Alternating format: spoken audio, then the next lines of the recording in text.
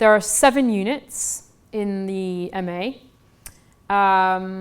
We can understand them as offering a balance, again, between the kind of context and theory and the ability to generate creative ideas and the ability to realize those ideas through acquiring business skills. So Unit 1 is very much an introductory unit to the MA. And there's a few things that we do here. One, get you used to postgraduate study and postgraduate research skills. And some of you may have been working for a while, and that's particularly important. One of the things that's important about this MA is that we are looking for people with some experience, and we therefore think that we are assembling a group that brings a lot of talent to the course.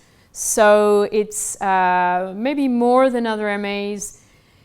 It's about drawing on the expertise of your peers and learning how to work as a group and share your experiences as well. So you very much are expected to bring something to the group. I will go into this in more detail, but this course is partly delivered online. So we will be getting used to what that, some of you may have had experience with that and some of you not. So learning the technologies that we need to study in this way. And I should say that the way that this course is structured and the online aspect of it is in part to equip you with new skills so that you are comfortable with these kinds of technologies that you might be using if you were organizing a project with an international partner and you were Skyping and dealing with different time zones and working in a more flexible way, which again is how in many ways working patterns are changing, especially in the creative sector.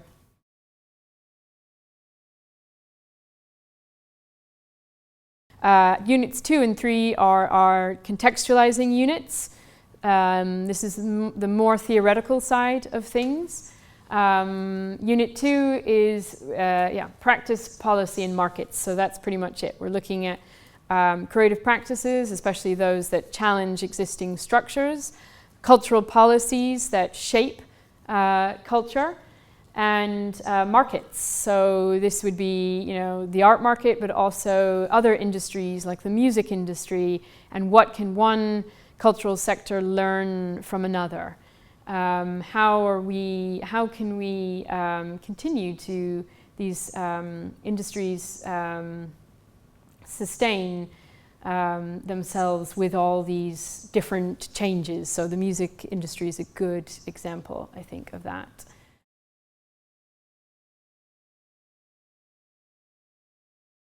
Unit 3 is again contextualizing unit, looking at theoretical discourses that inform our understanding of cultural production, consumption, and dissemination.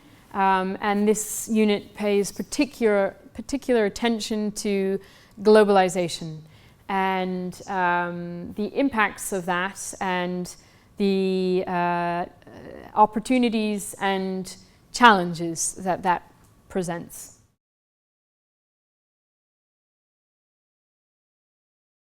Unit 4 and Unit 5 are where we move into the more practical side of things. Unit 4 is called Arts Entrepreneurship, and that's exactly what it is. It's approaching business skills, but from the perspective of kind of grassroots organizations, or if you wanted to start something anew, and particularly bringing innovative ideas to business models. And actually, sometimes the arts sector is, quite pioneering in this sense in, nomadic organizations or, clever funding ways because they've had to be in order to survive. So that's distinct from Unit 5, which is much more core business skills. Budgeting, business planning, strategic planning, project management, and this might be from the perspective of working within an established cultural organization.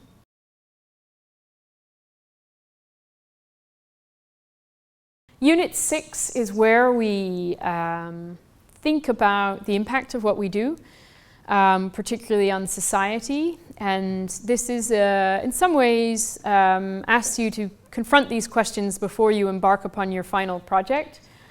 So this is looking at the ethics of operating and also how art can bring about social change. And we'll look at different models of cultural innovation that have had kind of tremendous impact on society.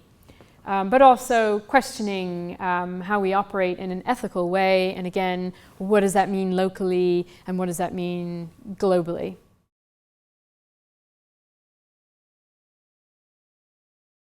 Unit 7 is a unit you take for a longer period of time. It's 60 credits. So this is what you might understand as a traditional dissertation, but we're also offering the opportunity to embark upon a live project. So what this is, actually really, it's likely that the nature of that would be determined in consultation with your tutor. So based upon your interests, you would be assigned a personal tutor who has expertise in that area. But we think that this could be that you are, for example, you want to set up a film festival, and so you use the course to develop a business plan, do some stakeholder engagement activities, market research, seek funding, and you, I don't know, maybe you actually begin to get something off the ground. It could be that you're already working and you want to try a new initiative. So in some way you incorporate this project into your practice. And it could be a combination of the two. It could be a hypothetical idea, or you could do something and then, back it up with theory around what you've done. So anyway, again, it sort of leaves it open to you whether you want to take a more theoretical approach or put something into practice.